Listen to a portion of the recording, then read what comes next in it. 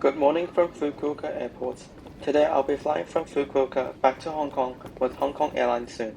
Let's get started. Like many other airlines at this airport, Hong Kong Airlines has adopted self-check-in and boarding pass printing here in Fukuoka. The line was for backdrops and additional check-in desks. Overall, the check-in process was quite smooth. The airport is also quite busy today. Before security, I checked out the observation deck. It's a nice place for aviation fans to spend time before boarding. Most Japanese airports have this. In front of me, there was a Korean Air Boeing 787. The queue for security was long since there were only a few lanes open. Nonetheless, it didn't take too much time. The aircraft I will soon board is Bravo Lima Papa Whiskey, a 9-year-old Airbus A321-200, which was a former part of China's Capsule Airlines. Boarding started on time and smoothly at around 2:30 p.m.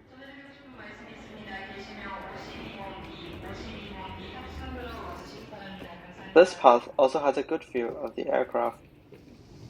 The interior of the aircraft has 220 economy class seats in a 3-3 configuration. The flight also seemed to be quite full.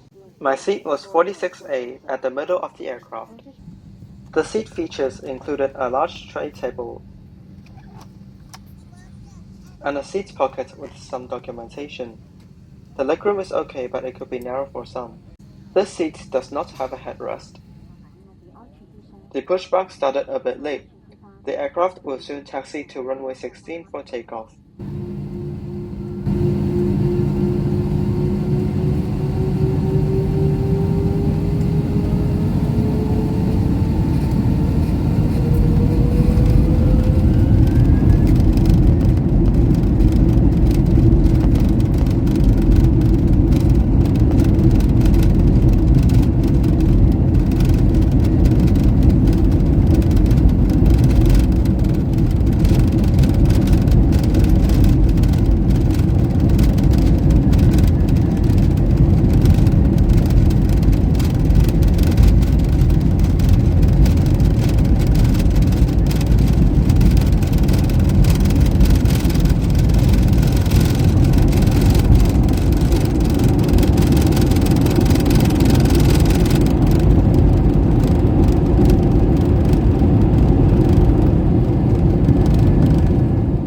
The in-flight meal was quite basic.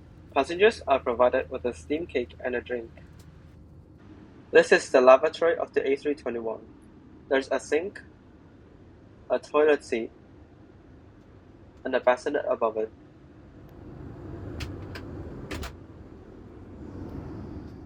On the door there's a coat hook. The aircraft will soon descend to Hong Kong Airport, and here are my thoughts for the flight. Overall, this flight's product was okay across the board, such as service and seat quality. But what I didn't expect is that it would be an A321. Up until 3 days to departure, the aircraft was still an A330. It was also one of the older A321s, since they also have newer ones with better seats. Nonetheless, the A321 isn't bad, but the A330 was certainly better, at least in terms of hard products.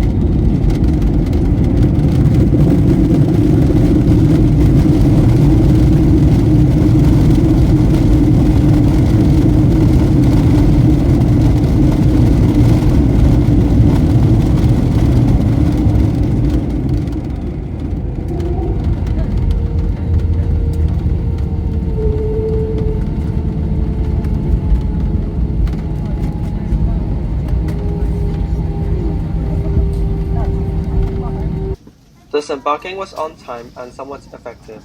Soon you'll know why there's a line right now in the aisle. To me, this was a surprise. It was not a common scene for this to happen in Hong Kong, to be disembarking from a fast stand. Maybe because this was a narrow body? and obviously it would be less efficient than deboarding through a jetway. I will now show you some parts of my deboarding experience.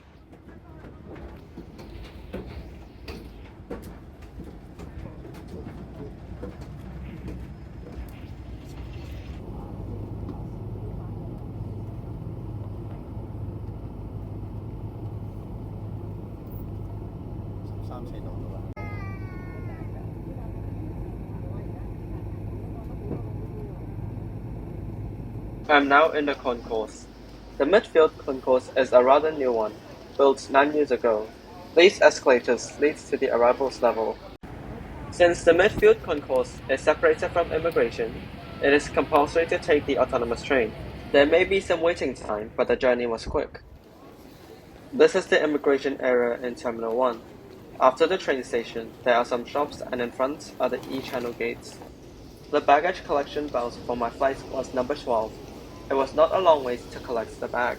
After baggage collection, there were some currency exchange stores and information centers. Welcome to Hong Kong. Thank you for watching until here, and I'll see you in the next video.